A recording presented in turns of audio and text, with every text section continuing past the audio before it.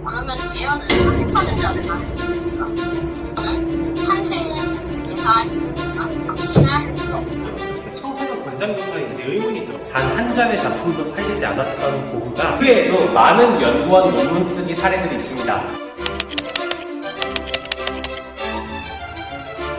5부 연구원 사례를 소개드립니다.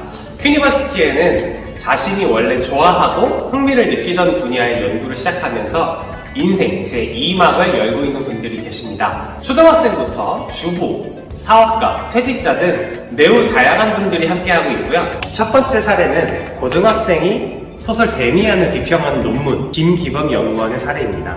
우리 김기범 연구원님은 원래 고등학교 자퇴를 고민하다가 자신이 공부를 해야 하는 분야를 정하고 대학에 진학하게 된 사례입니다.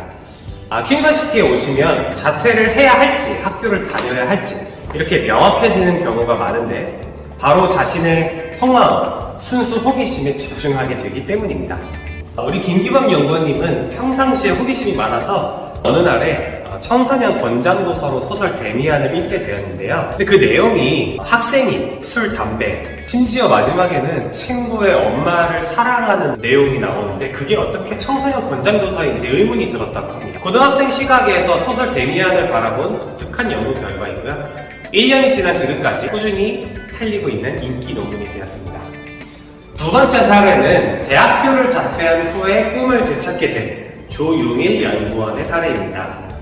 우리 조용일 연구원님은 학생 때 꿈이 예술가였다고 합니다. 하지만 부모님의 반대로 결국 사회복지학과로 진학하게 되었는데요.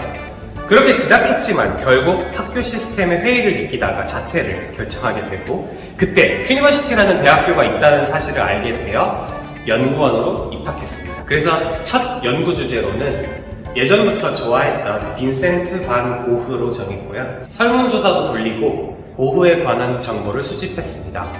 생전에 동생이 사준 것을 제외하고는 단 한 점의 작품도 팔리지 않았던 고흐가 왜 위대한 예술가인가에 대해서 다시 생각해 보았습니다.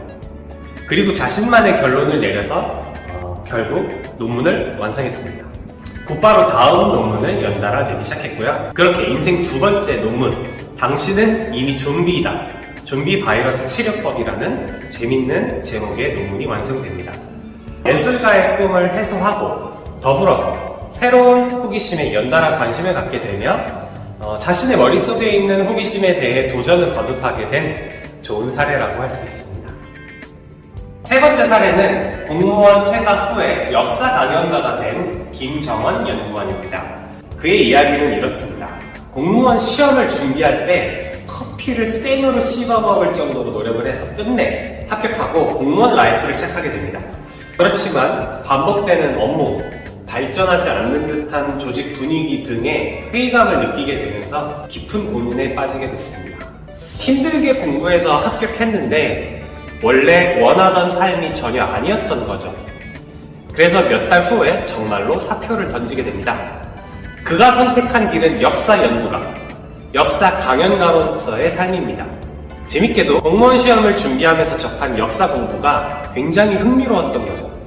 그는 역사에서 인생의 깨달음을 얻을 수 있다고 말합니다. 사람들에게 역사 속 재미난 이야기를 들려주면서 과거를 통해 미래의 올바른 판단을 할 수 있게 도와주고 싶다고 하네요. 이렇게 김정원 연구원님은 역사 자체를 너무나 사랑하는 역사학자가 되었습니다. 첫 번째 논문은 면암 최익현은 과연 시대에 뒤떨어진 인물이었을까? 이고 이완용은 정말로 매국노인가? 등의 주제로 연구도 하고 강의도 하고 있습니다. 김정원 연구원님이 공무원을 그만두고 새로운 일을 시작하기까지의 과정이 담긴 인생 첫 번째 책도 발간했습니다. 역사 연구가로서 동기부여 강사로서 제2의 삶을 살고 있는 멋진 사례입니다. 이외에도 많은 연구원 논문 쓰기 사례들이 있습니다. 특히 초등학생들은 상상을 초월하는 연구활동을 합니다. 레고, 우주에 대한 생각들이 쏟아지면서 그것으로 강의든 이미 수차례 참여하였고 논문도 그 고사리 같은 손으로 열심히 만들어가고 있습니다. 네이버에 한번 큐니버시티를 검색하시면 출간된 논문들을 확인하실 수 있습니다. 그러면 예언은 선택받은 자를 말해줍니다. 저는 탄생은 인정할 수 있지만 확신할 수 없다. 네, 강의 재밌게 잘 들었습니다.